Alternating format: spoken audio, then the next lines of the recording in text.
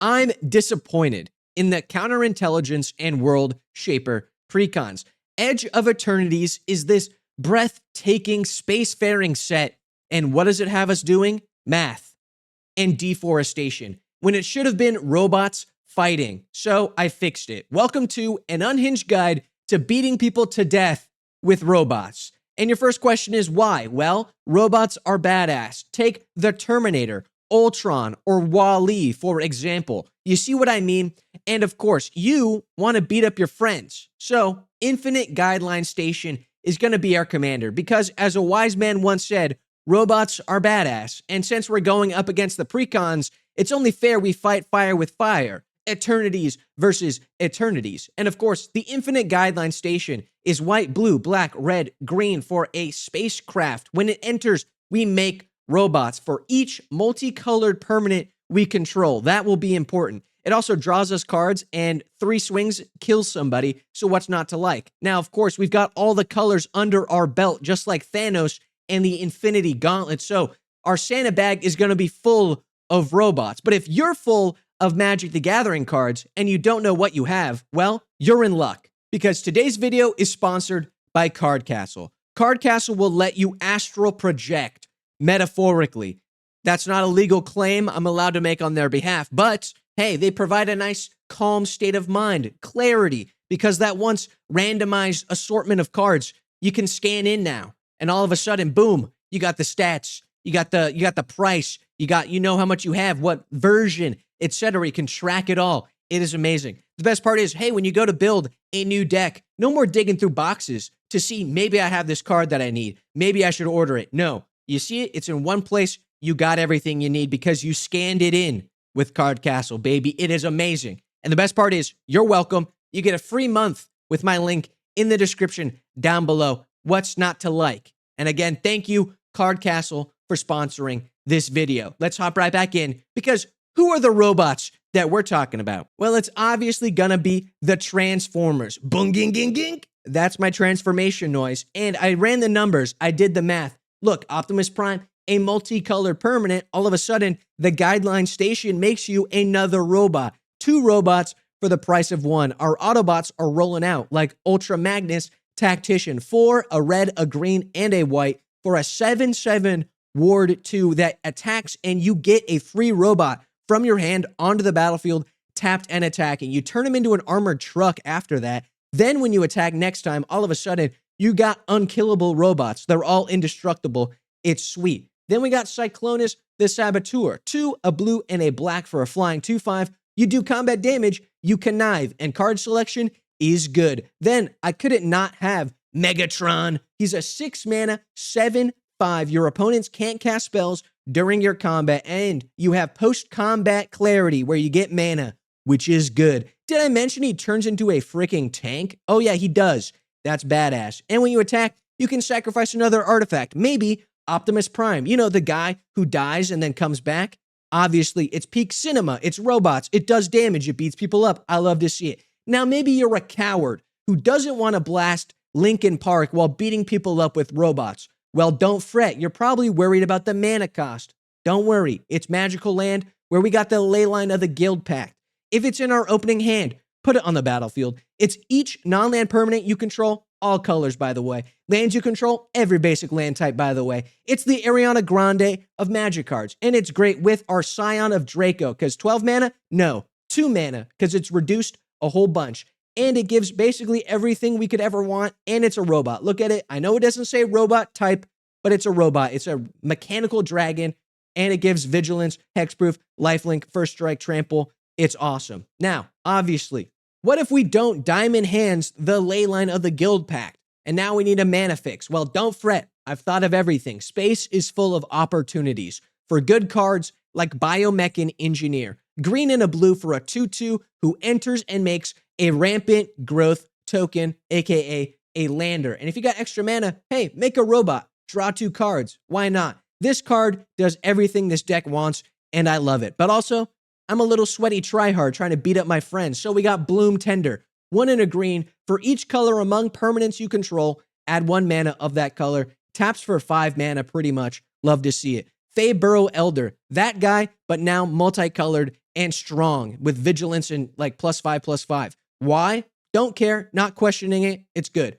Then we got the Wayfarer. The first part's too hard to say. 2 and a green, it's all colors. That's great. Our commander loves to see that. Multicolored spells we cast have Convoke. So now we can tap our robots for generic mana. We can tap basically everything else for all the other colored mana we might need. It's really good. White of the Reliquary, black and green, sack one of those robots, search your library for a land card, put it on the battlefield, tapped, then shuffle. We go find one of those mana fixing cards that we got. Love to see it. Then we got Sammy, Wildcat Captain, 6 mana, but spells we cast have affinity for artifacts. So now they cost 1 less for each artifact we control. And guess what? Pretty much everything else besides these guys are artifacts in our deck. So basically everything's going to be free or like 3 mana.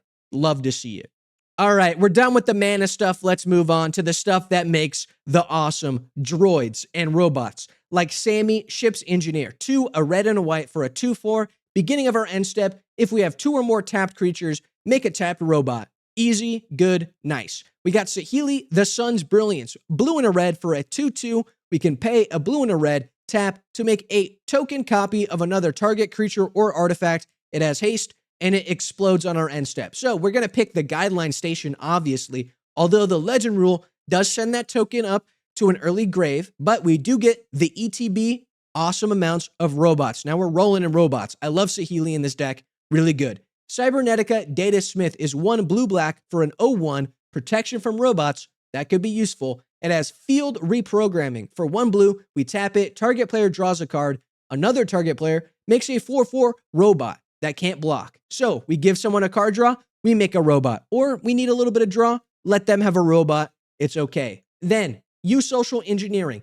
5 mana, but it has warp, so we can get it 1 time for the 1. Whenever a land we control enters, make a 2/2 robot. It's free robots. There's no downside. Then we got Dr. Eggman. He's 2, a blue, a black, a red for a 3/6 flying human scientist. He's cool. He's got the Chaos Emerald in his hand. Beginning of our end step, we draw a card. No downside. Then each opponent faces a villainous choice. They either discard a card or we may put a robot from our hand onto the battlefield. And some of my favorite little eggs to crack onto the battlefield has got to be Omega Heartless Evolution. 5 green and a blue for an 8/8. When it enters for each opponent, tap up to 1 target non-land permanent that opponent's got. Then we put X stun counters on each of those permanents and we gain X life, where X is the number of non-basic lands we control, and we're a 5-color deck. Everything is non-basic pretty much. Nice to meet you. This dude is Mr. Freeze. I love it. Then we got the Depth Shaker Titan, another great guy to cheat out with the Eggman. 5 and 2 red for a 5/5. Enters, animates all of our non-creature artifacts if we want to, turning them into 3/3s. We blow them up at the beginning of the next end step, but more importantly, each artifact creature we control gets melee, trample, and haste. Essentially, +3/+3, because you're swinging at all of our opponents. Now our robots are 5/5s with trample and haste. Love to see it. This is a Craterhoof in disguise. Do not be fooled. I love this card. Now, these next inclusions, you got to hear me out on. Like General Ferris Rokirik, 1 red and white. This guy's a multicolored card and a payoff for multicolored spells, because when you cast one, you get a robot. Kind of, because a golem and a robot are pretty similar, but more importantly, hey, those golems are red and white, which means they're multicolor as well, which means our commander makes even more robots if we're bouncing them back and forth. How would we do that? Well, Abuelo Ancestral Echo, a 1 white blue 2/2 spirit, notably not a robot, but it's multicolor, and it gives our robo blink potential. We can pay 1, a white, and a blue, exile another target creature or artifact, mainly our commander, the Infinite Guideline Station, folks. And now we're making a bunch of robots. And it makes sense because it's Ghost in the Shell. You see what I did there? It's like a spirit who makes robots.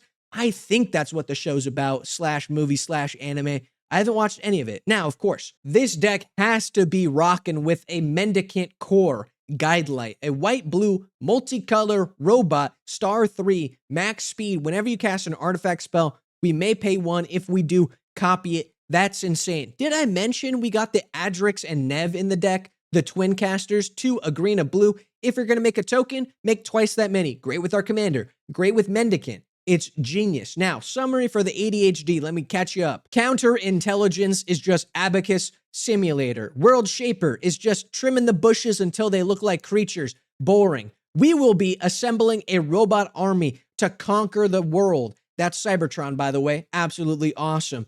We got Infinite Guideline Station. It makes all the robots we could ever need. And I'm pretty sure Zurg is a robot, so don't come at me in the comments. Biomech Engineer draws cards, gets lands, makes robots. Sahili's the sun's brilliance. We make token copies of our commander, or we make other stuff to get more robots. Ultra Magnus Armored Carrier. This guy gives our creatures indestructible. He's awesome. Joyra Weatherlight Captain is in the deck. It's a historic spell thing, so we're drawing cards. We gotta draw cards.